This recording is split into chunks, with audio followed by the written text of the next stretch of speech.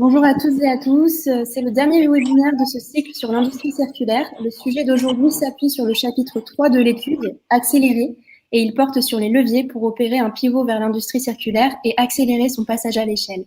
Nous accueillons plusieurs intervenants, Emmanuel Ledoux et François-Michel Lambert, respectivement directrice générale et président fondateur de l'INEC.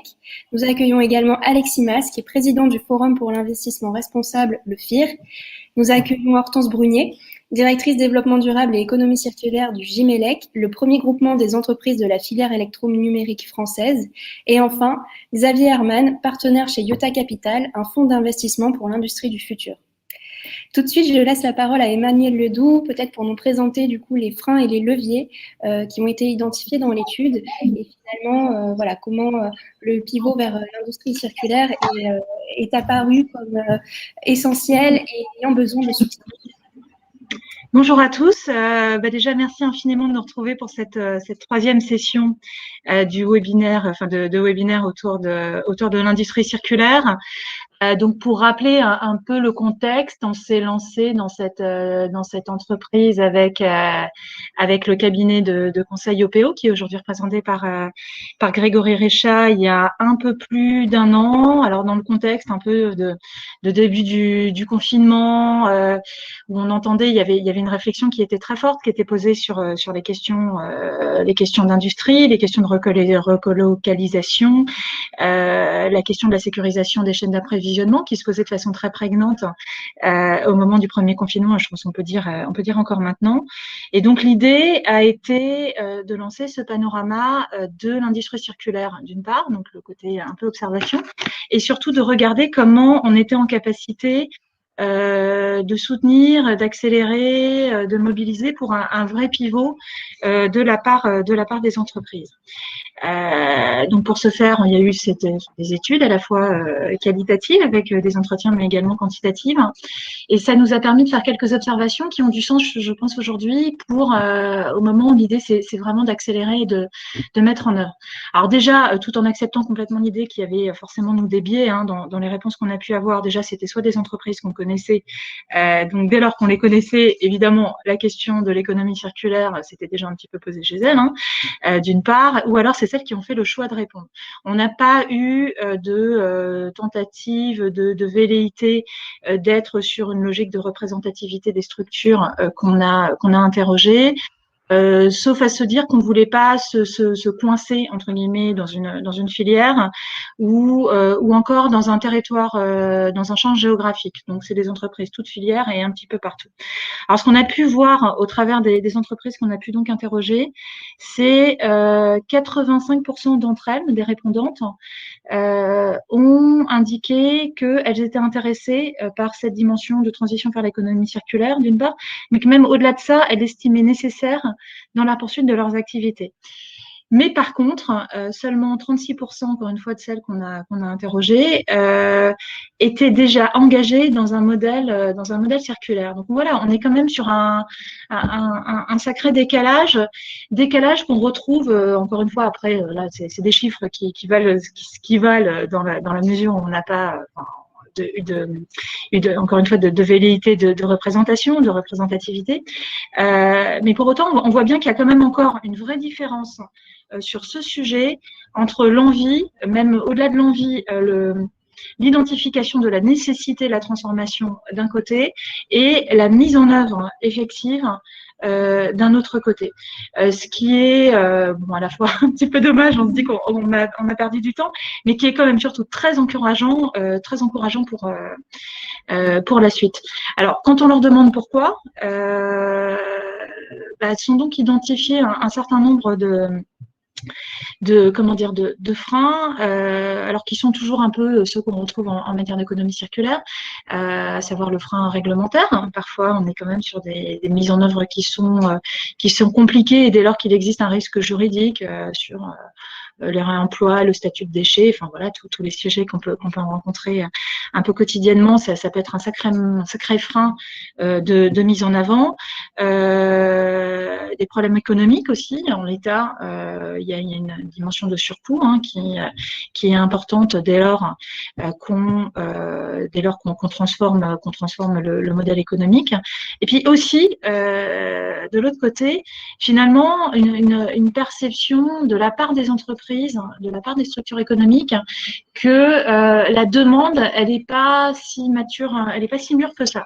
C'est-à-dire si, on l'a bien vu d'ailleurs, on le voit encore au travers des discussions sur le projet de loi résilience climat, il y a une appétence citoyenne, il y a une conviction, il y a une volonté de faire bouger les choses, mais pour autant, ça se traduit pas encore toujours dans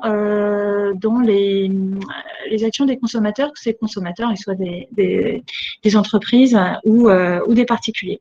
Donc l'ambition à la fois de l'étude et puis des échanges qu'on va avoir aujourd'hui, c'est de voir comment un peu frein par frein on peut mettre en œuvre les leviers et puis débloquer ces freins pour que ça accélère en profitant d'un climat. Alors déjà le frein juridique, on est dans un climat réglementaire qui est plutôt favorable quand même. On a eu la loi anti-gaspillage pour une économie circulaire.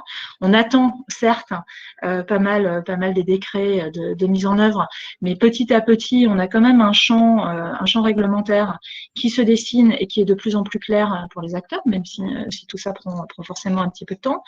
La transformation économique, là aussi, on se dit qu'on est quand même dans un moment qui est pas si mauvais pour l'accompagnement. Alors Alexis Mas en parlera plus, mais du côté des investisseurs, cette dimension d'économie de la ressource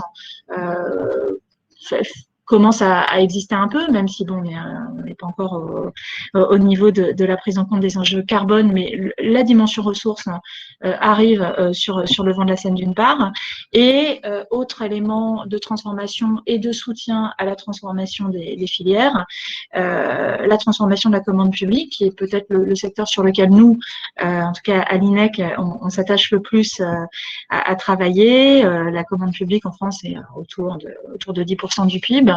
Et on se dit que dès lors qu'on modifie les marchés, c'est quand même un sacré engagement et puis une sacrée sécurisation aussi des acteurs, parce que l'acteur commun, l'acteur public, la commande publique, c'est aussi la capacité pour les acteurs économiques de se projeter sur la durée. Et puis enfin, le troisième axe, ces outils de changement de comportement de la part des consommateurs d'une part, aussi de la part des entreprises, parce que alors peut-être aussi ça c'est le biais que j'ai pas évoqué. Nous, il y a aussi le biais du répondant, évidemment, quand on pose la question sur économie circulaire, assez spontanément, nous on va nous renvoyer vers le directeur du développement durable. Le directeur du développement durable ou le responsable RSE est pas celui qui est le plus en convaincre en matière d'économie circulaire, mais enfin bon, il se trouve que encore maintenant dans beaucoup de structures, le directeur du développement durable, c'est pas le chef de la direction des achats, de la direction financière, de celui qui suit les approvisionnements, de la DRH, de la stratégie, que sais-je. Donc il y a aussi cette transformation qui doit avoir lieu au sein des entreprises, et pour ça, il faut montrer que derrière, il y a des modèles économiques qui sont des modèles économiques pérennes et une transformation qui, en plus d'être fort utile pour la société, pour l'environnement, s'appuie aussi sur des réalités économiques et au fond, peut avoir pour ambition de sécuriser les modèles sur la durée. Parce que là encore, on l'a très bien vu avec le premier confinement, et on le voit encore aussi maintenant dans les répercussions de la crise économique, au-delà de la dimension environnementale, qui est évidemment majeure, dès lors qu'on veut prendre en compte les ressources, il y a aussi tout bêtement, la question de la sécurisation des modèles économiques. Premier confinement, la planète bloquée, et certains se sont retrouvés quand même très à risque sur la question de leurs approvisionnements. C'était certes des enjeux qui avaient été évoqués dans la feuille de route économie circulaire, l'économie circulaire pour sécuriser les approvisionnements, mais sincèrement, à ce moment-là, personne ne croyait trop que c'était un vrai sujet. C'est un sujet qu'il est devenu. Et là, on voit aussi le second effet avec l'explosion du prix des matières premières et à quel point ça peut mettre à risque des modèles économiques. Donc voilà, au-delà de la dimension environnementale, qui est majeure, il ne s'agit pas de la mettre de côté, de montrer à l'ensemble des acteurs économiques, et pas seulement aux responsables RSE, aux directeurs du développement durable, que la prise en compte de la ressource dans la transformation de leur modèle est un élément majeur pour s'inscrire dans la durée. Voilà, je vous remercie. Merci beaucoup pour ce panorama des leviers qui existent pour la transition. Effectivement, des leviers majeurs résident dans les soutiens économiques et financiers, et plusieurs entreprises de l'étude ont manifesté le besoin d'être soutenues par les investisseurs, faute de quoi une évolution du modèle n'était pas envisageable. Alexis Mas, vous êtes le président du Forum pour l'investissement responsable, dont l'objet est de promouvoir l'ISR, l'investissement social responsable, dans des activités vertes ou éthiques, a fortiori circulaires. Plusieurs moyens d'action sont investis, le plaidoyer pour les lois aux échelles européennes et nationales, des soutiens d'initiatives, la promotion du dialogue entre les parties prenantes. Vous avez récemment publié un rapport, Le CAC 40 est-il responsable? 12 grands thèmes de responsabilité sociale faisaient l'objet de questions adressées aux entreprises du CAC 40. Quels sont les résultats de ce travail? Merci beaucoup pour l'invitation. Effectivement, alors le forum, qu'est-ce que c'est? C'est d'abord un lieu de rencontre entre des investisseurs engagés, et il y a la place de Paris est plutôt en avance à l'échelle internationale sur la finance responsable, et tous les grands acteurs de la finance responsable de la place sont membres du FIR, avec la société civile pour traiter des sujets environnementaux, sociaux, de bonne gouvernance. Et donc, c'est la mission du forum, et parmi ces missions, parmi ces modes d'action plutôt, au-delà d'autres choses comme le soutien à la recherche ou du plaidoyer que vous mentionniez, nous pratiquons l'engagement actionnarial, c'est-à-dire un dialogue qui est parfois feutré et parfois public entre les investisseurs et les sociétés dans lesquelles elles investissent. Alors, ce que l'on a fait l'année dernière et qu'on reproduit cette année, c'est de poser en l'Assemblée générale d'actionnaires des questions écrites. Les entreprises sont donc obligées de répondre, et leurs réponses sont d'ailleurs publiques et accessibles à tous les actionnaires. C'est donc un élément de dialogue entre les investisseurs et l'entreprise, et les entreprises sont d'ailleurs généralement attentives aux réponses qui peuvent être faites. Donc, parmi les questions qu'on a posées, on en a posé 12 l'année dernière, sur des sujets nombreux de la RSE, pas tous, et c'est pas possible, mais une sélection de sujets qui nous semblait mériter un dialogue entre investisseurs et entreprises, et émetteurs, comme on dit dans le monde de l'investissement. Le premier bilan que j'en tire, c'est qu'on voit que sur les thèmes de la RSE, les degrés de maturité des entreprises françaises sont très différents. Il y a deux grands thèmes sur lesquels il n'est pas faux de dire que les entreprises françaises ont travaillé. C'est la question du climat et la question de l'égalité femmes-hommes. Est-ce que tout va bien en matière de climat et d'égalité femmes-hommes dans le CAC 40? La réponse est naturellement non. L'urgence climatique, tout le monde la connaît, et bien sûr, nous n'avons pas constaté le fait que le CAC 40 à coup sûr serait mobilisé dans les temps pour répondre aux enjeux climatiques, mais la prise de conscience est réelle. Ce qui manque, c'est encore des trajectoires, des cibles, des jalons dans les réponses qui montrent que non seulement la prise de conscience est là, mais aussi les actions seront dans les temps et à la hauteur des enjeux. Sur l'égalité femmes-hommes, c'est la même chose.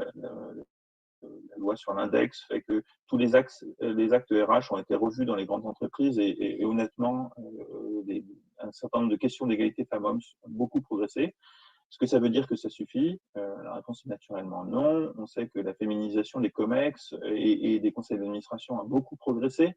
Ce qu'on aimerait, c'est avoir la démonstration que pour les autres fonctions aussi, l'égalité progresse.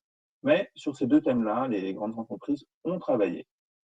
Il y a d'autres thèmes, malheureusement, où de très gros progrès restent à faire, et où les sujets sont à peine aperçus. Je vais en mentionner quelques-uns, ce qui ne veut pas dire que telle ou telle entreprise n'a pas déjà travaillé le thème, mais en tout cas, les réponses ne nous ont pas semblé à la hauteur des enjeux. On a interrogé les entreprises, par exemple, sur le salaire décent, avec une question autour pour savoir si les entreprises, au-delà de respecter le salaire minimum dans tous les pays où elles sont implantées, ce qu'on attend naturellement, mais enfin la conformité c'est une chose, la responsabilité en est une autre, se sont-elles dotées d'une politique de salaire décent et une définition de ce qu'on peut d'un salaire décent pour tous. De la même façon, sur les questions sur la biodiversité, on voit que le thème de la biodiversité apparaît dans les rapports de RSE, les rapports intégrés. Il n'est pas encore l'objet de politiques très structurées et très matures. Alors, sur l'économie circulaire, cette année, on va poser une question. Nous ne l'avons pas fait l'année prochaine, et donc on est en train encore de récolter les réponses des entreprises au fil des assemblées générales qui se déroulent. Mais ça fait partie des nouvelles questions de cette année. Je pressens que, comme pour l'eau, comme pour la biodiversité, comme pour le fer descend, nous aurons probablement des réponses encore en construction. Les rapports de la RSE commencent à mentionner le problème. On est encore loin de la maturité qu'ont gagné les entreprises françaises sur les questions climatiques, même si de gros progrès restent encore à faire. Merci beaucoup, Alexis. Une deuxième question. Selon vous, quels seraient les leviers pour pousser les investisseurs et les entreprises à mieux intégrer l'approche ESG et a fortiori toutes ces thématiques dont vous parlez, économie circulaire, biodive, eau, salaire décent? Sur la problématique environnementale, la semaine dernière, nous avons évoqué la taxonomie européenne. Est-ce que ça fait partie des leviers justement pour mieux intégrer ces sujets? Quand on débute sur un sujet, une bonne façon de commencer, en tout cas ça fonctionne assez bien, c'est de commencer par des obligations de transparence. Ça permet aux entreprises qui craignent pour le risque de réputation qu'elles commencent à travailler pour avoir quelque chose à dire. Ça ne suffit pas pour emmener tout le monde, mais ça permet que des leaders commencent à émerger, à essayer de bien faire les choses et à montrer par l'exemple qu'il est possible de faire mieux. Et naturellement, ce n'est pas possible du jour au lendemain, c'est un processus d'apprentissage. Donc, les obligations de transparence permettent généralement de commencer. La taxonomie, qui permet de classer ce qui est vert ou ce qui n'est pas du point de vue climatique, mais qui aura aussi une dimension en matière d'économie circulaire, puisque une taxonomie en matière d'économie circulaire est en cours de préparation, va naturellement avoir un rôle important, parce que les acteurs vont s'y référer pour construire à la fois leur reporting et donc le classement de leurs propres activités. Le problème d'un investisseur, c'est que si vous regardez sa propre empreinte environnementale, donc est-ce que son bâtiment est vert ou au contraire très émetteur de gaz à effet de serre, est-ce que sa politique de rémunération est à la hauteur des enjeux, vous voyez que finalement les enjeux sont assez restreints au regard de ce qui est le plus important dans son activité, c'est-à-dire son activité indirecte par le biais des entreprises qu'il finance. Et donc, pour qu'un émetteur soit responsable, il a besoin que les entreprises dans lesquelles il investit le soient. Et c'est là où, si on pose des obligations aux investisseurs, ils les répercutent ensuite naturellement sur les entreprises dans lesquelles il investit. C'est là d'ailleurs où il peut exercer sa responsabilité, non seulement en demandant des données, mais aussi en essayant d'agir, de dialoguer, ce qui est le cas de ce que fait le Forum, par exemple, avec ses questions écrites, mais aussi avec des campagnes d'engagement plus thématiques. Et effectivement, c'est aussi un peu comme ça qu'on peut faire progresser les choses. La conviction du point de vue du Forum, c'est qu'il n'y a pas de solution unique et qu'un peu tout le monde doit jouer son rôle. Il faut que la puissance publique crée le cadre et les obligations qui incitent tout le monde à s'y mettre, mais ça ne suffit pas. Il faut que la société civile s'en empare et alerte quand il y a des dérapages, et elle a son rôle à jouer. Il faut naturellement que les investisseurs jouent aussi tout leur rôle dans le dialogue avec les entreprises. Et un investisseur engagé n'est ni la société civile et n'a pas vocation à faire de l'agite propre. Ce n'est pas non plus l'État. Par contre, son intérêt à lui, son intérêt bien compris, mais aussi son intérêt en termes de responsabilité, c'est d'accompagner des entreprises dans lesquelles il croit vers les meilleures pratiques. Et ça veut dire concrètement qu'il n'a pas intérêt à investir dans des entreprises qui ont de mauvaises pratiques parce qu'il pense que ces mauvaises pratiques vont avoir un impact financier pour ses propres clients, parce que normativement, il peut d'ailleurs aussi refuser d'investir dans certaines activités, mais qu'en sens inverse, quand il croit à un projet d'entreprise, quand ce projet d'entreprise est crédible, quand il se donne une stratégie vérifiable avec des jalons et que ces jalons sont respectés, il a tout intérêt à investir dans ces entreprises, mais aussi à les accompagner pour qu'elles progressent en permanence vers les meilleures pratiques. Et c'est tout le sens de l'activité du Forum. D'accord. Merci beaucoup pour cet aperçu, Alexis. Je vais laisser la parole à Xavier Herman. Vous êtes associé chez Iota Capital, un premier fonds d'investissement pour l'industrie du futur. En tant que partenaire de Iota Capital, gérant pour des comptes de tiers, qu'observez-vous concernant les investissements? Vous dites dans l'étude qu'une transition s'amorce depuis une dizaine d'années chez les investisseurs pour une plus grande plus grande intégration des critères extra-financiers dans les mandats de gestion. Est-ce que vous pouvez nous en dire un peu plus? Est-ce que la crise sanitaire a accéléré ce virage? Oui, bonjour à tous. Je vais aller dans la continuité. Alors Xavier, attention, le son est pas optimal. Est-ce que vous m'entendez mieux là? Oui. Je vais aller dans la continuité de ce que disait Alexis à l'instant. Effectivement, moi, je suis gérant de fonds d'investissement. Je gère de l'argent pour compte de tiers. Donc, c'est des clients à qui je rends des comptes. Ces clients, ce sont les investisseurs les investisseurs individuels. Et on leur propose finalement un produit financier qui doit répondre à leurs attentes. Là. Vous pouvez vous rapprocher du... Oui, voilà. Pour aller vraiment dans le sens de ce que disait Alexis, il y a une demande très forte de la part de ces investisseurs institutionnels pour l'intégration d'indicateurs extra-financiers. Comme le disait Alexis il y a un instant, voilà, le propre bilan ISR ou RSE de ces investisseurs institutionnels est principalement composé des sous-jacents, des investissements qu'ils réalisent eux-mêmes. Moi, je fais partie de ces gérants qui proposent des produits d'investissement et on intègre de plus en plus des éléments extra-financiers. On voit une très forte évolution. D'ailleurs, une évolution qui a été un petit peu molle, qui a été initiée il y a une dizaine d'années et qui connaît actuellement un caractère exponentiel dans les attentes. Et là où il y a encore 10-15 ans, ce qu'on appelle l'ISR, était jugé comme une sorte de contrainte. Et qui dit contrainte dit avant tout une charge. C'est en train de devenir un argumentaire commercial et qui dit argument commercial, argument marketing, de revenus. Et ça change tout parce que je pense qu'on passe d'une logique, on passe dans une logique de cercle vertueux où la création de valeur ou la prise en compte d'indicateurs RSE permettent de créer de la valeur commerciale. Et quand on crée de la valeur commerciale, on crée de la valeur économique. On crée de la valeur économique, on crée de la valeur sociale et on crée de la valeur financière. Donc il y a une sorte de cercle vertueux qui s'instaure et il y a, je pense, même de top-down qui vient effectivement à la base d'une pression de la société civile, du consommateur, et qui est plutôt auquel on peut nourrir de l'optimisme. Merci beaucoup Xavier. Alors le son n'est pas toujours très clair. Il faut bien prendre garde à parler dans le micro. Ou alors peut-être qu'en essayant avec des écouteurs, si vous voulez, on peut peut-être améliorer. J'avais une seconde question à vous poser.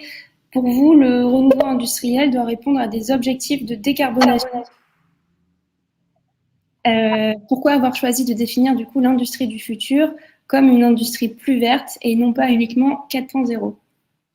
Vous nous avez quittés. Je vais passer, je reviendrai à Monsieur Herman juste après. Je vais passer la parole à Pascal Éveillard, qui est directeur développement durable du groupe Saint-Gobain. Justement, une industrie qui met dans sa stratégie des objectifs de développement durable et d'économie circulaire. Bonjour Pascal, pouvez-vous nous en dire plus sur la stratégie de l'entreprise? Voilà, comment vous intégrez l'économie circulaire au cœur de votre stratégie? Alors déjà, de façon plus globale, tout ce qui est développement durable est vraiment au cœur de la stratégie de Saint-Gobain. On a vraiment redéfini notre raison d'être autour de cette idée de développement durable. La raison d'être de Saint-Gobain étant Making the World a Better Home. avec derrière deux grands piliers, deux grands drivers pour mettre en œuvre cette raison d'être qui sont la performance de nos produits et tout ce qui a trait au développement durable. Au niveau de notre feuille de route RSE, parmi les 6 priorités, l'économie circulaire est vraiment inscrite comme non seulement une priorité, mais également un axe majeur de développement pour le groupe, avec des objectifs définis à la fois à l'horizon 2025, mais également à l'horizon 2030, dans le cadre de notre feuille de route vers un objectif 2050 d'entreprise zéro carbone. D'accord. Selon l'étude, pour revenir un peu sur le sujet des freins et des leviers, les freins propres aux grandes entreprises comme Saint-Gobain concernent la rigidité des organisations, la complexité des chaînes logistiques et le manque de mesures incitatives, réglementaires notamment et financières. Quels sont les leviers que vous avez déployés? Est-ce que Saint-Gobain a conduit des projets qui permettent de faire face à ce type de blocage? Alors déjà, en tout cas, ce qu'on voit, c'est que pour l'économie circulaire, et en tout cas changer de modèle ou aller vers un modèle plus circulaire, ça implique 3 choses. Ça implique qu'on travaille sur nos produits et nos solutions, c'est qu'on les redéfinisse pour les rendre plus circulaires. Ça implique qu'on retravaille notre chaîne d'approvisionnement et nos activités industrielles pour leur permettre également d'aller vers plus de circularité. Et le troisième aspect, c'est de développer tout un écosystème, parce que nous, on peut toujours décréter qu'on va être plus circulaire. Si on ne s'inscrit pas dans un système plus large avec l'ensemble des parties prenantes des secteurs sur lesquels on intervient, nos ambitions seront vaines. Donc, construire un écosystème autour de nous et favoriser le développement d'un écosystème qui permettra d'être plus circulaire est extrêmement important. Par rapport à ces 3 gros objectifs, je dirais qu'on se rend compte que la diversité des marchés fait qu'un tel sujet ne peut pas être géré complètement depuis le central avec un modèle unique qui s'appliquerait à la fois à tous nos métiers et à tous nos marchés. Donc Saint-Gobain a fait le pari depuis 2 ans, suite à une réorganisation importante, d'avoir un modèle beaucoup plus décentralisé, où les business et les pays ont une marge de manœuvre et de décision beaucoup plus forte. Et il s'avère que ce modèle organisationnel est beaucoup mieux adapté à la réalité de l'économie circulaire.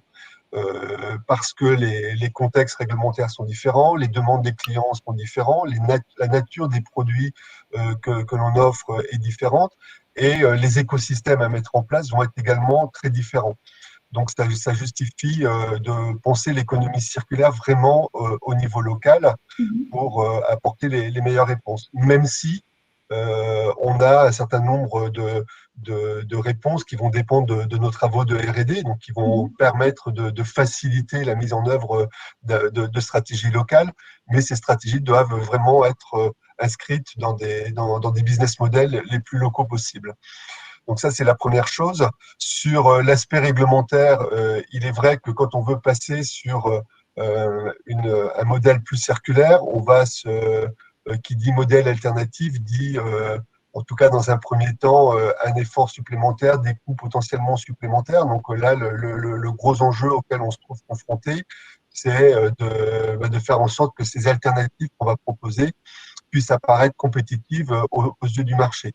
Donc, ça va être déjà de se battre contre la mise en décharge, qui est malheureusement dans beaucoup de pays, pour la fin de vie des produits, une option extrêmement économique. Donc, si on veut développer des alternatives, que ce soit de la réutilisation ou du recyclage, il va falloir que le contexte réglementaire ou incitatif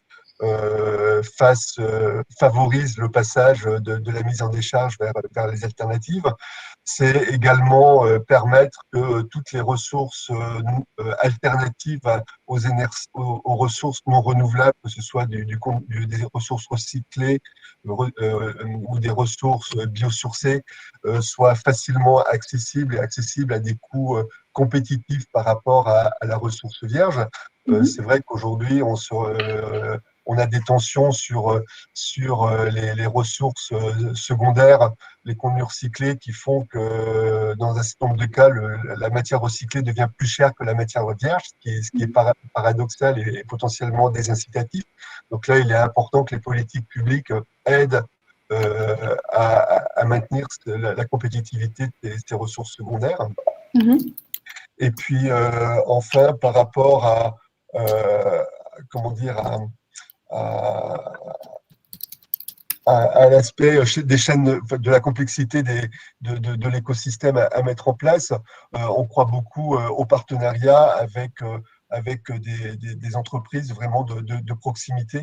Donc, quand on veut mettre en place un écosystème, l'écosystème dont je parlais, en particulier sur des secteurs très diffus comme le secteur du bâtiment, il faut vraiment qu'on aille travailler au plus près des clients et donc mettre en place des partenariats avec tout un tissu d'acteurs locaux, régionaux, sur lesquels on peut s'appuyer et sur lesquels on va également faire le pari de la transition vers un modèle plus circulaire. Donc, ça veut dire investir dans la formation des acteurs, investir dans leur montée en capacité pour être capable de supporter à la fois nos demandes pour des déchetteries, des matières secondaires plus adaptées à nos besoins, mais également pour que ces acteurs deviennent, pour d'autres industriels, également des partenaires de confiance.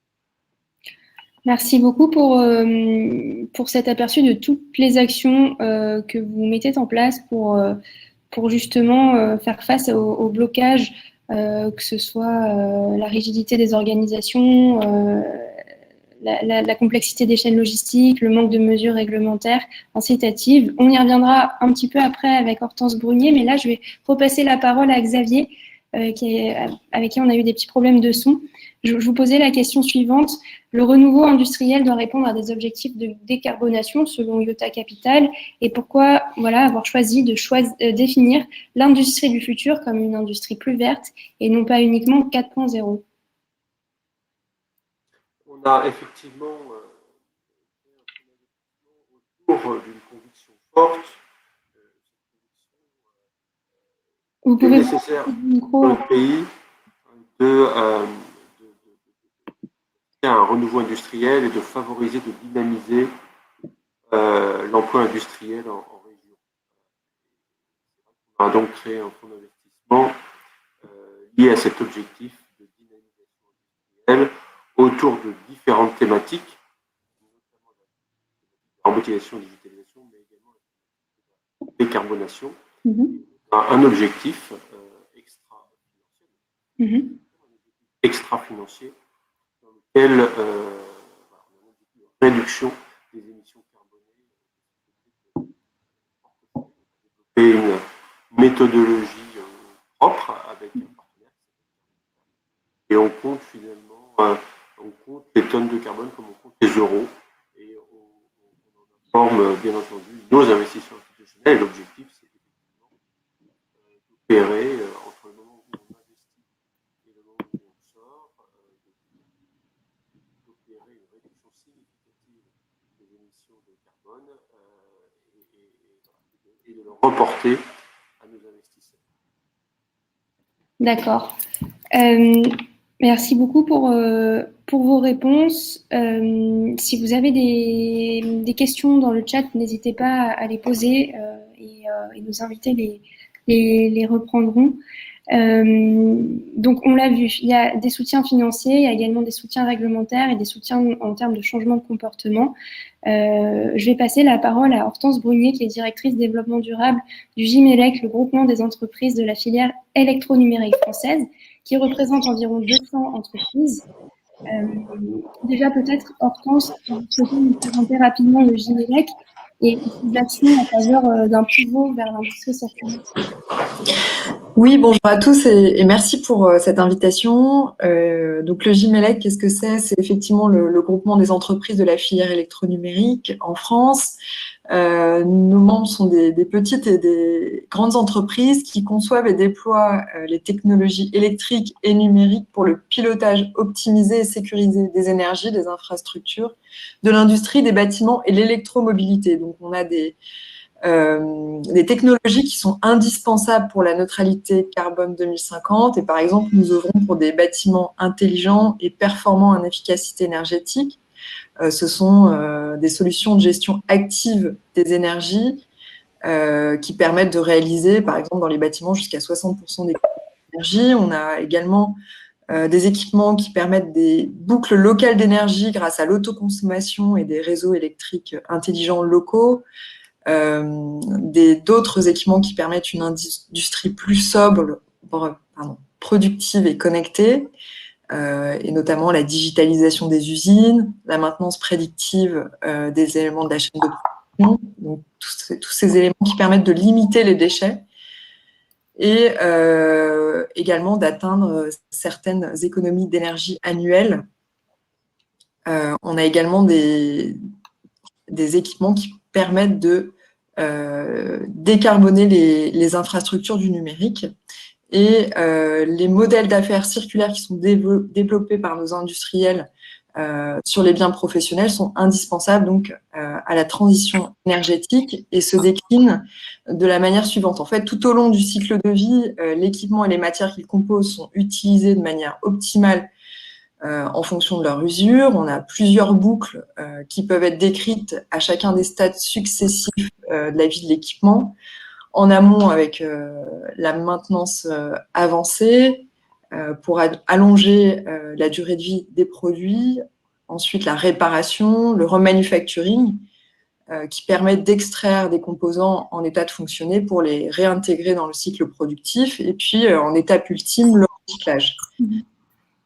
Nos solutions permettent également aux clients utilisateurs de réduire les consommations de ressources dans l'industrie, les bâtiments, les data centers, et de pérenniser leurs achats et d'anticiper les réglementations sur l'économie circulaire. Et donc, la loi française relative à l'économie circulaire est précurseur en Europe.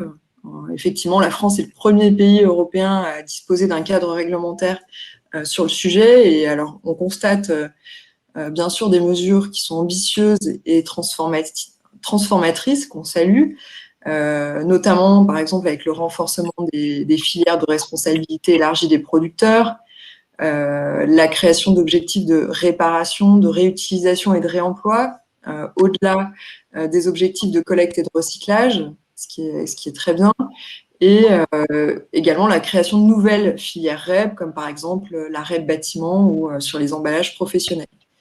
Je pense aussi à l'interdiction de destruction des invendus non alimentaires ou encore, et ça aussi on le salue, c'est l'obligation pour les services de l'État d'intégrer des achats issus du réemploi ou intégrant des matières recyclées. On a aussi le projet de loi climat qui vient renforcer notamment ce dernier point avec le fait de verdir la commande publique. Et on salue effectivement ce dernier levier réglementaire concernant la commande publique, puisque pour nous, c'est un des leviers qui est à la portée directe de l'État et qui permet en fait de favoriser les pratiques exemplaires en matière d'achat de services, de biens durables, de l'industrie française. Et donc, effectivement, les autorités publiques doivent avoir un rôle modèle en matière d'achat public. Et on est par exemple favorable à un examen systématique du coût total de possession, tant sur le plan financier qu'en termes de CO2 ou de ressources naturelles. Donc ça, c'est un levier qu'on souhaite encore pousser. Et on sait que les offres de produits plus durables, plus économes dans la durée, plus réparables au moindre coût in fine, peuvent dans certains cas avoir un coût d'achat initial supérieur, mais au final être moins cher. Donc on souhaite qu'il y ait un prisme de lecture amélioré pour mieux évaluer l'achat pur et simple d'objets et d'équipements dans la commande publique. D'accord. Cependant, parmi les évolutions de la réglementation, il y a peu de mesures finalement qui adressent directement l'industrie en tant que telle. Et on pense que notre système social et fiscal devrait soutenir un développement davantage basé sur le capital humain et les compétences et la connaissance qui sont vraiment cruciaux pour la compétitivité de l'industrie et qu'on devrait trouver des mécanismes pour abaisser le point mort de ces modèles d'affaires circulaires et par exemple alléger le coût du travail, notamment au travers de charges sociales allégées. Et enfin, on regrette un petit peu le fait que les dispositions de la loi économie circulaire ne sont pas forcément assorties de mesures de suivi qui assurent à la fois la visibilité et la bonne application sur le long terme. Et voilà, de nouveaux contournements sont toujours possibles et on pense qu'il est vraiment nécessaire d'assurer des contrôles pour pérenniser les démarches vertueuses et éviter les comportements de passagers clandestins. D'accord. Merci Hortense. Au-delà du réglementaire, quels pourraient être les autres leviers? On a parlé du coup des leviers financiers, on a évoqué avec Saint-Gobain la formation des acteurs. Voilà, côté Jimélec, quels seraient les autres leviers autres que purement réglementaires? Alors, on l'a dit tout à l'heure, bien sûr, la finance joue un rôle important dans l'accélération de cette transition. Donc, en investissant dans les entreprises et les projets qui appliquent l'économie circulaire à leur modèle d'affaires. Et donc, au niveau français et européen, on a déjà connu la nécessité du Green Deal et la Sustainable Taxonomy qui émerge a pour but de faciliter la lecture des contributions positives à la transition écologique. Donc, on voit bien que les investisseurs attendent de plus en plus une transparence complète sur l'impact environnemental de leur portefeuille pour investir dans des solutions durables et réduire les risques. Parce qu'en effet, les entreprises qui s'engagent dans ce type de modèle d'affaires sont davantage susceptibles de réussir sur le long terme. Et donc, le focus des marchés vers des business circulaires vient challenger le paysage compétitif et entraîne des innovations. Et donc, les entreprises qui sont efficaces en termes de ressources et d'énergie, finalement, sont plus résilientes et réduisent leurs expositions aux risques futurs, notamment la chaîne d'affaires. Donc, voilà, on pense qu'il est vraiment temps d'aller de l'avant avec une divulgation transparente de la performance ressources des produits et des services, avec par exemple des indicateurs de performance circulaire. Et au Jimélec, on souhaite avancer de manière collaborative afin que les entreprises puissent divulguer l'impact ressources de leurs offres. Voilà. D'accord. Merci beaucoup Hortense pour ce large aperçu des leviers qui existent. On va passer du coup à la conclusion. D'abord côté INEC, et je vais passer la parole à François-Michel Lambert. Depuis 8 ans, vous êtes président de l'INEC et vous défendez du coup ce sujet au niveau institutionnel à travers votre mandat de député. Pourquoi l'industrie de demain doit-elle devenir circulaire? Et pour vous, comment activer tous les leviers que l'on a évoqués ce matin avec les différents intervenants? Bonjour à toutes et tous. D'abord, me confirmer que je suis bien en ligne parce que j'ai eu des difficultés. Très bien. Merci. Et merci surtout à toute l'équipe derrière la directrice générale Emmanuelle Ledoux, et notamment ce matin avec Amélie et Naomi qui sont aux manettes et qui nous permettent d'avancer sur ce sujet. Un sujet qui est effectivement a pris plein essor en 2013 lors du lancement de l'Institut national de l'économie circulaire avec la confiance des entreprises. Il faut d'abord rappeler que les entreprises nous ont donné leur confiance dès le début, puis sont des collectivités, des ONG, des écoles supérieures ont rejoint, ont renforcé cette confiance. Et puis après, le champ politique a enclenché, puisque les premiers travaux sur l'économie circulaire datent de septembre 2013 et se sont renforcés jusque, je dirais, ne s'arrête plus. Un point majeur a été cette loi anti-gaspillage pour une économie circulaire, mais dans la loi climat et résilience, on parle beaucoup d'économie circulaire. Jeudi dernier encore, à l'Assemblée nationale, nous avions une loi numérique et impact environnemental. La question du modèle de développement, notamment en termes de numérique, d'allongement de durée de vie, de lutte contre l'obsolescence programmée, de reconditionnement, était au cœur des débats sur toute cette journée. Donc on voit bien que au départ, ce sont les acteurs économiques et notamment les industries qui sont présentes et elles le sont encore plus. Et c'est bien le sens de ce travail autour de l'industrie et de l'économie circulaire, comment faire pivoter l'industrie vers l'économie circulaire. On avait abordé au début largement les problématiques de gestion des déchets, d'efficacité énergétique, et on voit, comme je viens de le dire, qu'on est beaucoup plus loin. Je me permettrai de reprendre les débats dans la loi numérique et impacts environnementaux de ce jeudi, hein, c'était à peine la semaine dernière. Il y avait donc ce volet classique, comment on gère les déchets, comment on fait en sorte qu'on ait des produits qui durent plus longtemps, comment on les reconditionne, mais il y avait aussi comment on intensifie l'usage, comment le numérique, non plus vu comme devant être traité sous la forme de déchets ou de matières premières, mais comment le numérique vient aider à intensifier l'usage des ressources, à être plus efficient, plus efficace. Et c'est maintenant l'angle dans ce que nous devons prendre, et c'est tout le sens du travail que a porté OPO et l'INEC dans ce rapport, et avec toutes les entreprises qui se sont mobilisées. Nous devons travailler sur toute la chaîne de valeur qui doit pivoter vers une économie circulaire. Hein. L'industrie du futur, elle sera 4.0, mais elle sera 4.0 au service d'un enjeu majeur qui est les limites planétaires et donc les limites en termes de ressources disponibles. Et donc pour cela, il y a un enjeu conjoint des entreprises, des industries en 4.0, mais qui intègre aussi le renforcement du modèle, plus de robustesse pour tenir face aux chocs conjoncturels que l'on a pu voir et que l'on continue à subir. Ça a été rappelé notamment par Saint-Gobain tout à l'heure, hein, les grandes difficultés sur l'approvisionnement aujourd'hui, et aussi pour valoriser les richesses qui sont présentes dans nos territoires, toutes les ressources intrinsèques ou celles qui sont liées à une histoire du territoire. Député des Bouches-du-Rhône, qui est le département le plus industriel de France, nous avons le port de Marseille, nous avons beaucoup de ressources historiques, hein, qu'on pourrait dire être des déchets, mais qui, pour moi, doivent être vues comme des ressources. Hein. L'histoire industrielle, elle nous a permis de transformer notre territoire, mais ces ressources, elles ne sont pas encore pleinement prises en compte. Donc, c'est l'un des enjeux, c'est les savoir-faire.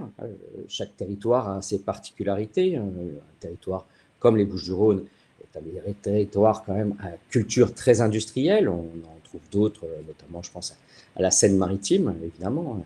Mais on a aussi des territoires qui sont tournés sur d'autres modèles et d'autres expertises en termes de savoir-faire. Et ces savoir-faire doivent être mieux perçus, mieux intégrés et remis en lien tout à la fois avec les ressources de ces territoires et renforcés par cette montée en puissance du traitement des informations que nous apporte la révolution numérique. Donc on voit bien que on sort de la seule notion de gérer des déchets et on va vers une notion de nouveaux modèles économiques plus ancrés, plus résilients et beaucoup plus coopératifs. Alors l'objectif de ce travail d'étude, qui est aussi un plaidoyer, hein, vous l'avez bien compris, c'est enclencher ce pivot de l'industrie vers l'économie circulaire et faciliter le passage à l'échelle de tous les acteurs. Alors, on a constaté que 85% des entreprises auditionnées, vous l'avez dans le rapport, considèrent l'économie circulaire comme une opportunité. Donc, je le dis, je suis un petit off là, mais étant sur le sujet depuis 8 ans, je n'aurais jamais imaginé que ce soit à ce niveau-là. Et donc, tant mieux. Je pense qu'on doit maintenant passer effectivement à l'étape suivante. Ce n'est plus la question de sensibiliser, c'est la question de comment nous le transformons. Et donc c'est pour ça que les pure players, ceux qui ont une expertise en la matière ou ceux qui sont les précurseurs, eh bien il faut les soutenir et les renforcer. Et d'un autre côté, nous devons trouver des modèles pour accompagner les entreprises qui étaient dans un modèle linéaire, très fondé sur une consommation à forte rotation, à lever les différents freins pour pivoter vers cette économie circulaire d'intensification de l'usage des ressources. Hein. C'est vraiment l'idée, hein, à volume équivalent de ressources, comment créer plus de richesses, plus de biens communs. Voilà tout le sens. Alors, il nous faut des soutiens économiques, financiers. On a la commande publique, hein, un formidable levier. L'une des plus belles réussites de nos débats en climat et résilience, c'est la commande publique. Hein. Je tiens à saluer qualité des débats et la puissance de ce qui est porté dans un texte qui, d'ailleurs, est en lecture au Sénat aujourd'hui et probablement en juillet à l'Assemblée nationale. La commande publique a vraiment pris une autre dimension dans ce texte, qui n'est pas encore promulgué puisqu'il est encore en débat, mais continuons, appuyons là-dessus. Les réglementations, alors peut-être qu'il y a à critiquer des choses à renforcer, mais c'est bien un des enjeux sur lesquels nous devons nous appuyer. La fiscalité. Alors, la fiscalité, c'est une très grande difficulté. Je ne reviendrai pas sur la rémunération copie privée sur les smartphones et tablettes reconditionnées qui a été rétablie dans les débats jeudi dernier sur le numérique et impact environnemental. Je ne suis pas certain que ce soit extrêmement positif, pas si positif que ça pour le monde de la culture et vraiment pas positif pour le monde du reconditionné, mais continuons à travailler sur ces questions de fiscalité. Et il y a évidemment toute la partie changement de comportement, changement de compétences sur lesquelles on commence à voir les choses se mettre en place, tout à la fois sous la puissance des acteurs publics et sur celle des acteurs privés et évidemment du champ de la formation. Je pense notamment que ce soit en scolarité premier niveau ou que ce soit en études supérieures. Tous ces champs doivent évoluer et un point clé, c'est l'économie circulaire doit se territorialiser dans des filières qui définissent le territoire dans lequel elle s'appuie. Alors, le territoire peut être un continent, hein, suivant le produit, suivant la ressource, suivant l'enjeu, ou être, je dirais presque, un quartier, suivant d'autres produits, d'autres enjeux, d'autres offres, d'autres réponses à des usages. C'est une perspective sur laquelle nous allons travailler dans le cadre de la loi 4D. Alors, on a toujours des acronymes, hein, on sait bien faire des acronymes. 4D, c'est la loi de décentralisation, décomplexification, déconcentration de l'État et différenciation des territoires, d'où les 4D. C'est la loi qui devrait permettre de donner plus d'autonomie au territoire. Il faut que l'économie circulaire s'en empare et soit justement un vecteur. Je rajouterai une dimension qui m'est très chère, issue du Centre de recherche en transport et logistique. L'économie circulaire est une économie de flux. L'économie linéaire pourrait être une économie de stock. L'économie circulaire, c'est une économie de flux dans laquelle on doit chercher, je l'ai dit, intensifier l'usage des matières premières, mais aussi savoir les partager en usage, les partager dans une chaîne de valeur et surtout ne jamais les perdre. Donc, c'est bien une organisation de flux et la science qui pilote les flux, ça s'appelle la logistique.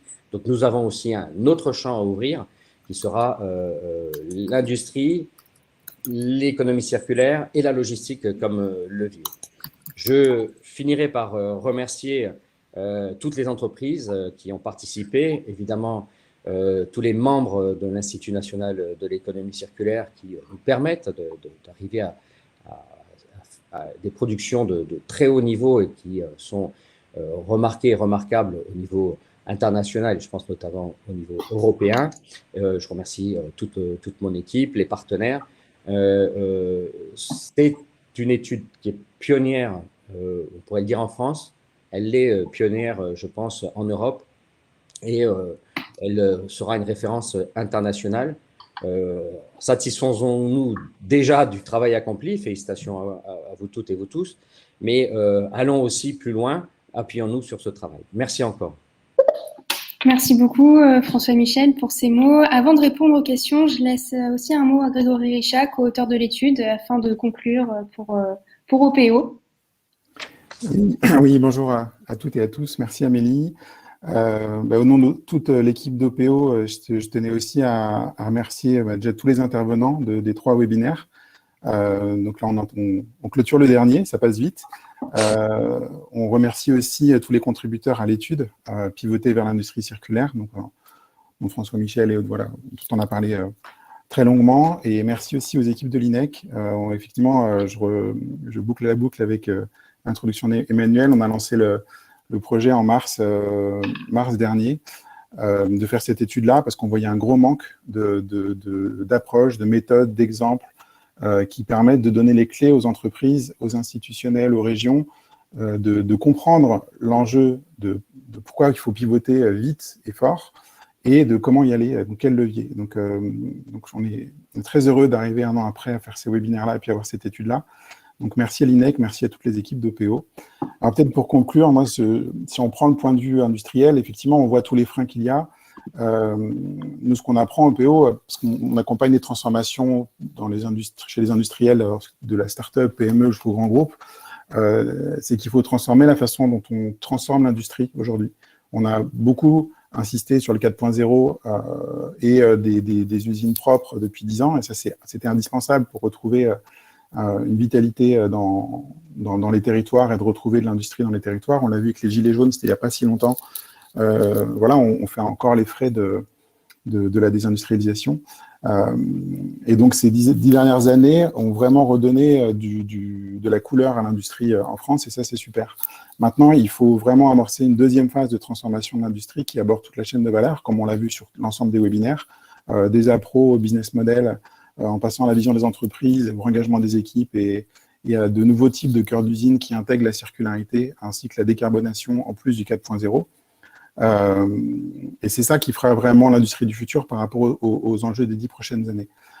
Et si d'un point de vue pour les industriels qui nous écoutent, ou les régions qui nous écoutent et qui vont mettre les mains dans le cambouis dès ce soir, ou qui continuent à les mettre d'ailleurs depuis un bon moment, il y a peut-être 3 points qui peuvent aider à amorcer. Enfin, comment on démarre un sujet aussi gros avec autant de complexité. Nous, on aime. Enfin, voilà, je pense qu'il y a 3 points. En gros, on prend un peu le motto des startups, mais il y a des startups qui marchent bien, donc ça marche aussi pour l'industrie. C'est voir grand, commencer petit et aller vite. Donc, qu'est-ce que ça veut dire dans le cas présent? Voir grand, on a vu dans l'étude que plus que les normes environnementales, les entreprises qui réussissent sont celles qui ont vraiment changé d'ADN en mettant la circularité au cœur de leur stratégie opérationnelle et business. On le voit avec Saint-Gobain ou tous les acteurs qui sont venus ici. On ne parle pas de recyclage des déchets, on parle de nouveaux business models, changement de façon de faire, changement de pratique d'approvisionnement. On a parlé d'agroforesterie avec le cacao. On parle de redesign des produits. Donc c'est vraiment un changement d'ADN qui va intégrer la stratégie, les processus, les produits, etc. Donc c'est ça, voir grand. Et plus on voit grand, et plus on a de l'impact. On voit dans les sous-titres des missions d'entreprise, Michelin, c'est réinventer la mobilité, Saint-Gobain, c'est réinventer l'habitat. Et du coup, plus on a une vision qui est grande, et plus ça libère l'innovation, et plus on se donne la capacité à transformer son entreprise. Donc ça, c'est déjà un premier point. Et c'est ce qui permet de bouger un peu, de bouger les équipes, parce qu'on n'est pas dans l'optimisation, on est vraiment dans un pivot. Et ça doit s'adosser. Alors, il y a eu plusieurs questions là-dessus. Il y a une difficulté, c'est de comment mettre les bons indicateurs sur cette circularité qui vont permettre déjà de cadrer les projets en interne, mais aussi par un acte de transparence, montrer qu'on ne fait pas du greenwashing et qu'on ne peut pas être bon tout de suite, mais qu'on a des indicateurs, on a une progressivité et qu'on a un engagement qu'on veut tenir. Donc, voir grand, c'est ça, c'est vision et des indicateurs qui donnent cette direction-là. Comment c'est petit, on l'a vu, c'est en fait, c'est bien d'avoir une vision, mais dans l'industrie, on aime bien être pragmatique, sinon on n'y arrive pas, et ça marche aussi. Les visionnaires qui arrivent sont des visionnaires qui sont pragmatiques. Et donc, ça veut dire quoi? Ça veut dire qu'il faut commencer petit et commencer avec des premiers sujets. Donc, commencer sur des problèmes. Et ça dépendra des enjeux, des opportunités, mais ça peut commencer par les appros, par retravailler le cœur d'usine parce qu'on met du remanufacturing en place avec des nouveaux business models. Ça peut être de nouveaux business models qu'on va tester avec des clients. Voilà, en fonction des risques et des enjeux, c'est de trouver les premiers sujets dans lesquels on va rentrer tout de suite dans une phase d'exploration assez agile, où on va co-construire avec des clients, co-construire avec des partenaires au niveau d'industrialisation, etc., les nouveaux modèles. Et donc ça, c'est commencer petit avec une feuille de route qui peut, selon les entreprises, on peut être à 2-3 ans pour des startups, on peut être à 10 ou 20 ans pour des groupes. Donc, Saint-Gobain, on parlait de 10 ans. Michelin, il y a parfois des visions jusqu'à 2030 ou 2050 parce que les champs de transformation sont très grands. Mais donc, il y a une feuille de route globale, mais qui se décline en feuilles de route qui sont, OK, on fait ça pendant 10 ans, mais on fait quoi dans les prochains mois? Parce qu'on peut faire des choses petit à petit, tous les 3 mois, de se dire qu'est-ce qu'on a fait, et c'est comme ça qu'on amorce une transformation de ce type-là. Et le dernier, c'est aller vite. Et là, il y a un vrai sujet d'agilité des organisations, parce que ça a été dit tout le temps, mais il y a des nouveaux savoir-faire, des nouvelles technologies, il y a des silos dans les organisations, il y a des freins au changement. Donc, comment on rend son organisation agile pour aller vite dans l'exploration et la mise en place des nouveaux modèles au niveau local, parce que ça se passe à un niveau local, on ne peut pas mettre un nouveau produit qu'on va sourcer globalement et vendre partout dans le monde, ça ne marche pas dans l'industrie circulaire. C'est ce qui donne les avantages compétitifs par rapport aux clients, d'être local. C'est ce qui donne la résilience par rapport aux approvisionnements. Mais du coup, il n'y a pas une solution unique pour un produit partout dans le monde, comme schématiquement dans l'industrie linéaire, même avec la personnalisation. Donc, il y a besoin de multilocaliser les modèles. Et donc, forcément, on est sur du local et en parallèle d'avoir une gouvernance globale qui acte assez vite les passages à l'échelle en termes d'investissement, d'aide en termes de compétences, qui aide à monter les écosystèmes avec les investisseurs, avec les partenaires, voilà, comme on l'a pu le dire. Donc, il y a vraiment cette double mécanique avancer vite localement pour poker, voilà, pour faire essayer, et en même temps avoir une gouvernance globale qui dit ok, ça marche, on passe à l'échelle. Et quand on dit on passe à l'échelle, c'est que voilà, on en fait un business model et on réfléchit à comment on le déplique dans d'autres endroits. Et ça passe aussi par des indicateurs qu'on décline à des mailles plus fines et plus locales. Chez Saint-Gobain, par exemple, les indicateurs sont déclinés par business unit parce qu'on n'a pas les mêmes produits par business unit, n'ont pas les mêmes enjeux et pas la même façon de mesurer. Donc voilà, voir grand, commencer petit, aller vite. Les leviers existent, c'est ce que montre l'étude. On a vu les avantages stratégiques que peuvent apporter les leviers de circularité, à la fois en termes de modèle économique, d'innovation, de résilience, mais on les a aussi, ces leviers, l'avantage des leviers pour la société, parce qu'on est sur la circularité, ça pèse 50% du poids des leviers de décarbonation, en plus que l'énergie. Donc d'un point de vue environnemental, c'est un impact énorme, et sociétal également, parce que ça permet de créer de l'emploi local. Donc on a aussi des enjeux et des avantages qui sortent du cœur vraiment de l'entreprise et qui participent de la mission de l'entreprise dans son territoire. Et c'est des leviers qui réengagent les équipes parce que quand on a ses convictions autour du climat, qu'on est ingénieur, commercial, qu'on est devant sa machine, parce qu'on est technicien ou technicienne, et ben quand on a un projet comme ça d'entreprise qui voit grand et qui s'y met réellement et qui met les mains dans le cambouis, ben c'est super motivant d'aller bosser. C'est ce qu'on a ressenti de toutes les entreprises qu'on a croisées dans l'étude. Donc, il est possible, quelle que soit la taille de l'entreprise, d'amorcer un pivot, et ça peut se faire en 3 ou 6 mois, d'amorcer, donc de se mettre en mouvement, avec un chemin qui peut durer 3, 5 ans, 10, 20 ans, ça dépendra de l'ampleur de l'entreprise, mais le potentiel de transformation, il est super intéressant, il est large, et du coup, c'est une vraie opportunité à prendre, et nous, notre conscience, c'est qu'il faut s'y mettre dès maintenant, parce que quand on est dans l'industrie, on est sur du physique, on n'est pas dans du digital, où en quelques mois ou un an, on peut créer une licorne, parce qu'on est sur du code. Là, on est sur du hardware, quoi. Il y a des produits physiques, etc. Il y a des usines, il y a des savoir-faire à construire. Donc, du coup, les échelles de transformation, elles peuvent être de 3, 5 ou 10 ans, selon qu'on a beaucoup ou pas de machines dans nos processus. Donc, si on veut être prêt dans 10 ans, il faut s'y mettre maintenant. Et donc, on espère que les webinaires, ces 3 webinaires vous auront inspiré et encouragé à soit accélérer et pousser plus fort ou vous y mettre si vous n'avez pas commencé. Alors, peut-être juste avant les questions, parce que l'industrie circulaire, ça commence. Peut-être Amélie, je pense qu'il y avait une page après, si on peut la passer. Ouais. On a... Ça, c'était moi, Grégory. Ça, c'est moi, voilà. Non, c'était pas moi, c'était celle-là. Donc, on a deux prochains événements en lien avec les sujets qu'on porte ici, qui sont à ne pas manquer. Le premier, c'est le 30 juin à Lyon, en physique. Donc, ça changera. Je pense qu'on aura moins de problèmes de micro et de pixelisation. Donc, ça s'appelle Industrie et économie circulaire. C'est fait avec pas mal de partenaires, la Société d'encouragement, le ministère de l'Industrie, la ruche industrielle Grand Lyon, la région Auvergne-Rhône-Alpes, donc à Lyon. Donc, c'est une demi-journée autour de ces sujets-là, dont notamment une table ronde sur le pivot vers l'industrie circulaire, une autre sur si on remet de l'industrie proche des villes, quid de la pollution, donc poser ce débat-là.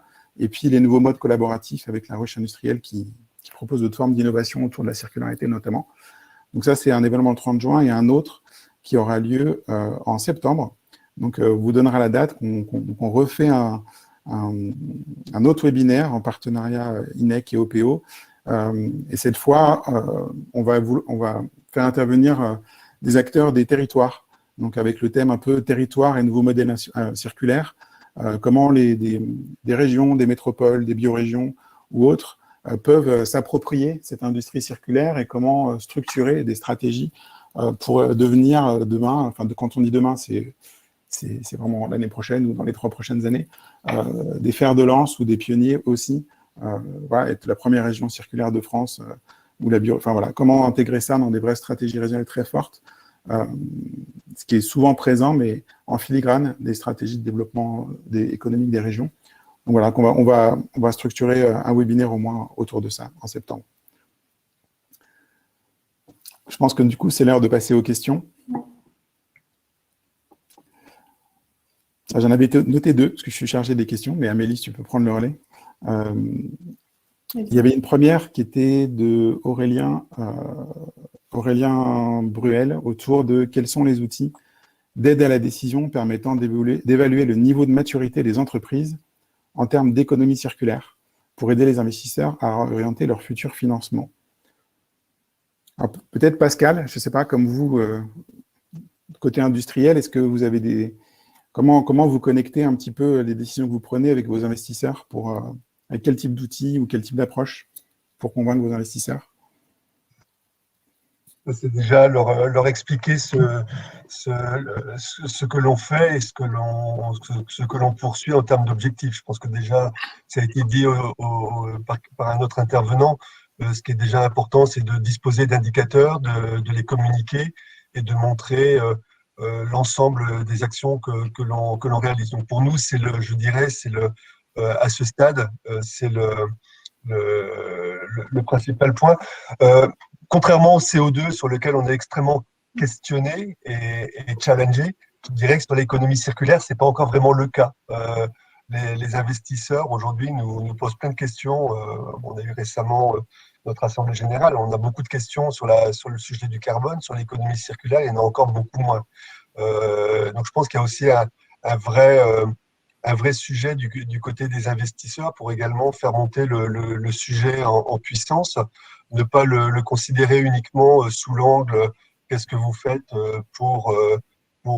sur la partie déchets ou sur la partie contenu recyclé, l'élargir vraiment à l'approche modèle d'organisation, business model. Voilà, donc on n'a pas, voilà, je pense qu'on n'est pas aujourd'hui challengé sur l'économie circulaire comme on peut l'être sur d'autres sujets. Et probablement que ce serait un facteur d'accélération aussi. On l'a vu, je pense que ça a été extrêmement vertueux sur le carbone pour accélérer la formalisation d'objectifs et d'actions concrètes au niveau des groupes, que la communauté financière nous challenge sur ces aspects. Sur l'économie circulaire, on attend la même chose. C'est vrai que la taxonomie européenne va probablement également être un facteur d'accélération. Ça va aider en tout cas à faire émerger un certain nombre de sujets qui n'étaient pas forcément encore complètement identifiés. Donc, mais je dirais que le meilleur reste à venir, en tout cas par rapport à la communauté financière sur le sujet. Ok, merci. Une question peut-être pour l'INEC. Si je peux me permettre, oui, Grégory, pardon. Oui. Merci, Grégory, merci encore au PO.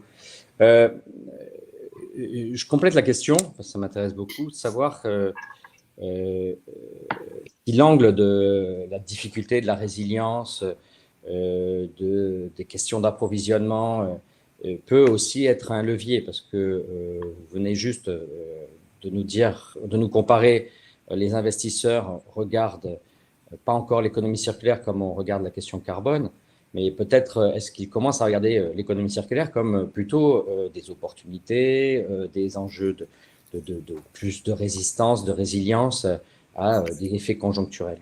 Donc, je complète la question précédente. Ça s'adresse à moi aussi, j'imagine. Clairement, aussi, Pascal, pardon, j'ai coupé le micro, oui, Pascal. Oui. Clairement, l'aspect résilience, l'aspect sécurisation de nos approvisionnements en matières premières, en particulier pour un groupe comme Saint-Gobain qui est très dépendant des ressources minérales, est absolument clé. Donc, c'est vrai que, en tout cas, les premières questions qui sont posées se font sous l'angle de l'analyse de risque et du risque approvisionnement. Et pour nous, c'est un facteur extrêmement important. Et un de nos objectifs à 2030, c'est d'augmenter de 30%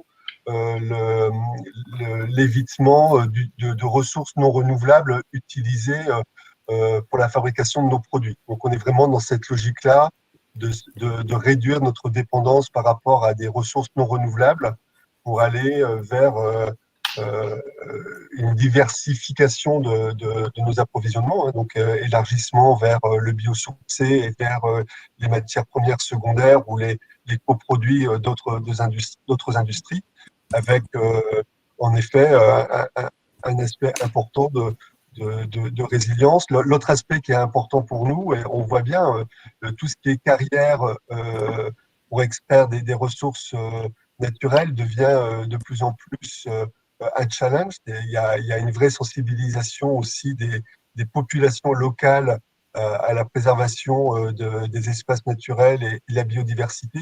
Donc pour nous, clairement, si on veut conserver ce qu'on appelle la fameuse license to operate, il est important non seulement d'avoir une gestion responsable des ressources et de l'extraction de ces ressources, mais également de chercher des alternatives à l'extraction de ressources naturelles. Ok, merci. Peut-être on peut prendre une ou deux questions max, on a jusqu'à 10h15. Il y aura une question autour de comment territorialiser l'économie circulaire à l'échelle micro-urbaine. Donc, avoir de circulaire à l'échelle des villes. Je sais pas si Emmanuel, tu voulais essayer de répondre? Non, alors il y a des réflexions là-dessus qui sont infiniment intéressantes. Alors déjà, c'est un peu le sujet du webinaire qu'on envisage de faire également en septembre. C'est aussi le sujet de la table ronde que tu évoquais, Grégory, sur l'industrie en ville, super, mais écoute de la pollution. Plus largement, et c'est peut-être là aussi où il faut regarder comment on transforme peut-être même la façon dont on aborde les sujets. Il y a la question au fond du fabriqué en ville. C'est vrai que quand on parle d'industrie, l'image d'Épinal que ça nous évoque à tous, c'est voilà, c'est la fabrique quoi, enfin avec les cheminées, etc.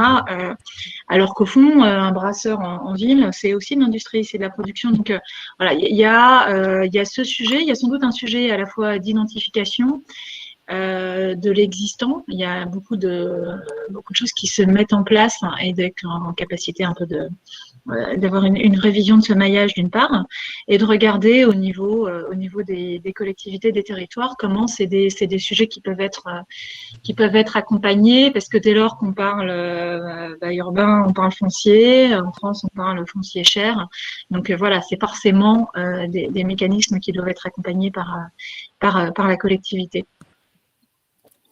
Alors, merci. Et l'intégration des externalités dans le coût, enfin voilà, ouais. Vraiment une vraie vision. Notion de micro-usine pour quel loyer en ville, voilà. Ça coûte cher, les pieds d'immeubles à Paris ou ailleurs.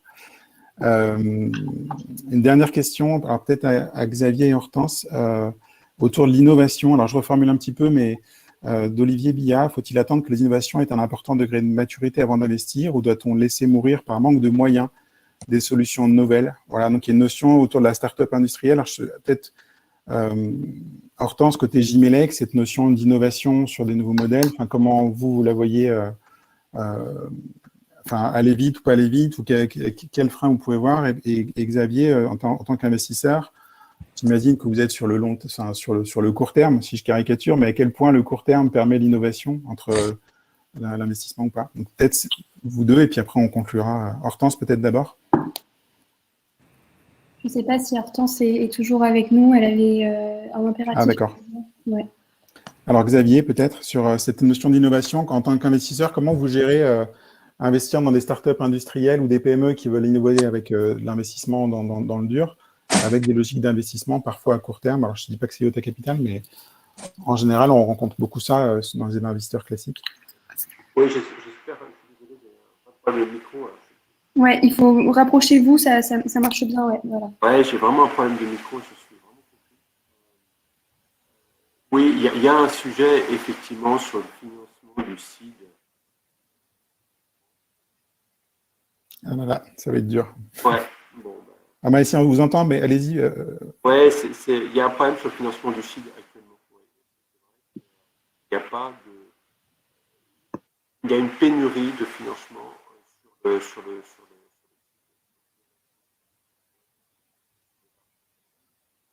actuellement en France. Alors, aujourd'hui, le CID est plutôt fait fait par ce qu'on appelle les business angels, c'est-à-dire en fait des personnes, des individus riches qui investissent et qui assurent les premiers tours. Et ensuite, les tours suivants, série A, série B, sont souvent effectivement un relais qui est auprès des investisseurs. Et les premiers tours sont souvent faits par des friends and family ou des business angels. Ok, alors, je crois que je peux essayer de reformuler, Xavier, je pense avoir entendu, mais effectivement, sur les seeds, sur les startups industrielles, il y a donc sur les premiers levées de fonds, il y a un accès aux levées de fonds qui est plus difficile pour des startups industrielles par rapport à de la tech. Pour en avoir parlé avec Xavier et puis d'autres investisseurs aussi, il y a plus de facilité à investir par exemple dans la tech parce qu'il y a moins de risques en termes ça coûte moins cher en termes d'investissement et potentiellement c'est plus exponentiel comme croissance, alors que sur les startups industrielles, on va peut-être créer plus d'emplois, être plus local, avoir plus d'impact sur, notamment quand on est une startup circulaire, enfin nativement circulaire. Et effectivement, les accès sont plus difficiles et il y a des enjeux là-dessus. Il y a notamment Lyon Métropole et Saint-Étienne Métropole qui ont créé un fonds de lancement des startups industrielles de plusieurs dizaines de millions d'euros. Mais c'est des choses qu'il faudra développer dans le futur. Amélie, je crois que c'est le temps de conclure. Oui, merci à tous d'avoir participé. Vous avez en lien sur l'écran, dans le chat aussi, des renvois vers l'étude si besoin. Merci beaucoup. Le replay sera disponible très rapidement. Et si vous avez des questions, n'hésitez pas à revenir vers nous au PO INEC. On se fera un plaisir de vous répondre et de se revoir sûrement en septembre, webinaire ou présentiel si c'est possible. Merci beaucoup. Bonne journée. Merci à OPO, merci à l'équipe de l'INEC. Merci, au revoir. Au revoir. Au revoir.